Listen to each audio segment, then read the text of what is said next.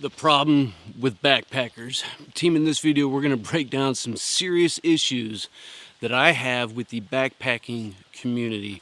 And of course there are hundreds, if not thousands, of backpackers who are out there documenting their journeys and talking about some gear.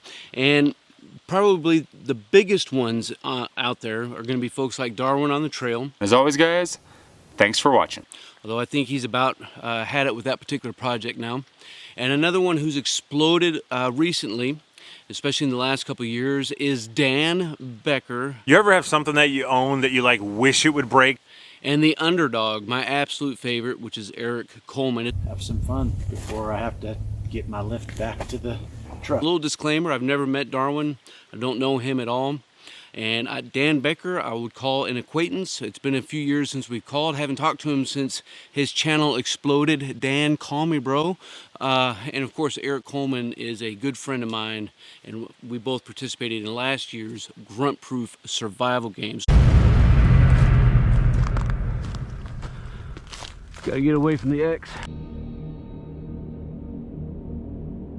So make sure you check all of them out and the survival games as well. Links down below. So I want to put out some positive things that I think that these guys are doing out there in the community first, before I lay out a very large and substantial issue that comes up all the time on at least one of the channels, and maybe sometimes on some of the other channels. But I think it's a serious issue that needs to be corrected. And I'm looking forward to your comments down below. If you look at the what's wrong with the bushcrafters, you'll see all kinds of outstanding comments down there that you all left. And I want you to know that I definitely appreciate your time, your support, and your comments down there as we continue to master our craft and develop our tactical virtue. So what does the backpacker get right, and what can we get from the backpacker? Most of these channels are vlog style videos. They're out journeying and documenting and vlogging their experiences on all of these different trails and these campsites, and I think that is a great resource if we want to do some reconnaissance work on the front end, in addition to what we may find on Google or through apps like AllTrails and some of these other things that are out there free of use. You know, because you get some visualization, some videography, and some vlogging of these different places that if you're trying to go to and you've never been there before, it's a great resource to kind of understand what you're going to expect once you have boots on the ground, and that's outstanding. Of course, some of them do a really good job of talking about some of the gear that they've used and some lessons learned. So again, this is not a knock on any particular backpacker that's out there. And so I think there's some really good resources that we can all use and should use as we're beginning to journey outside. And I will also say that one of the biggest things I think that backpacker gets right is something that dudes like me with a military background get wrong. They get and understand how to plan for a hike, especially a through hike, right? Some of these dudes are hiking months on end on the longest trail systems in the United States. And so they have to think about how they're going to plan the entire route all month, all summer, all year long on these treks. And so their detailed planning and analysis for some of these dudes is extremely on point. The other thing I think they get right, because some of these dudes are going on some really long through hikes, is they get the wear and tear of additional weight on our person. You know, as we're out and we're backpacking in the military, you know, we love to throw on a minimum of 35 pounds. That's your minimum. But if you're actually going to the field, you probably have on 50 to 60 pounds as minimum, and it's not uncommon to have 80, 90, or 100 pounds on your person, especially once you have all your kit and your ammo and everything else. It makes life absolutely retardedly sucking. But these dudes, they understand that everything comes down to grams and ounces. And so they will weigh each item and discard it if it's too heavy, right? And so they're constantly looking for the best ways and the most, I was going to say most efficient way, but maybe not the most efficient way of cutting weight. And so as a means of that, part of that is they're going to accept risk by not taking some things that I think that maybe everybody should have. But I think that is a positive thing because they are extremely aware that all this additional weight on their back, on their hips, on their knees, and on their feet, as well as just the muscular fatigue on their body as they're going through 20, 50, 100 miles or more, is going to have a significant impact on their ability to do that. And that's a positive thing that we can all take as we look at what we're packing. All that being said, I think that's going to lead us to what I think is the number one issue with the backpacker.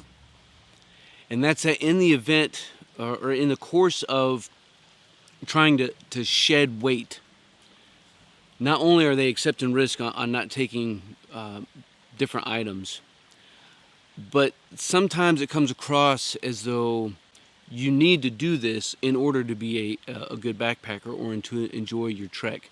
And so the second and third order effect of this is that what they will tell you to pack, you know, that 2-ounce sleeping bag and that half a gram rain gear and all this other crap, the crap is not cheap, right? It's expensive as hell. I'm going to UGQ and I'm buying their insulated regular Tiger Wall UL2. I pulled it out just in the nick.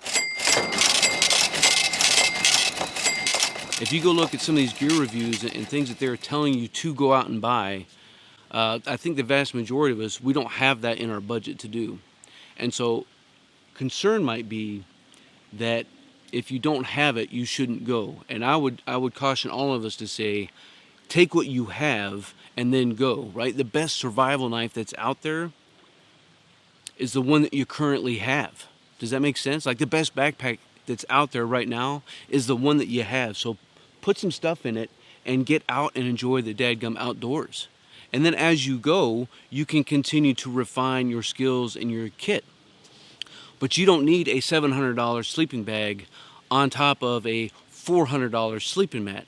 Like that kind of advice, in my opinion, is extremely dangerous because you shouldn't be going into debt in order to come out and enjoy the outdoors. Now, if you have that in your budget and you have that kind of disposable income, and this is the hobby that you want to invest all of that income in, well, by all means, you know, go do it. But I think for the most part, most of us, we can't do that. So that's my biggest issue and concern with the backpacking community, right? Because I think one of the things that we need to do is folks who may be pushing out to enhance our survivability in a variety, to use a crutch word, a plethora of events and scenarios. I think it's worthwhile to contemplate and to consider reducing some of that weight, because you cannot put on 65 pounds and go out and do a daggum foot march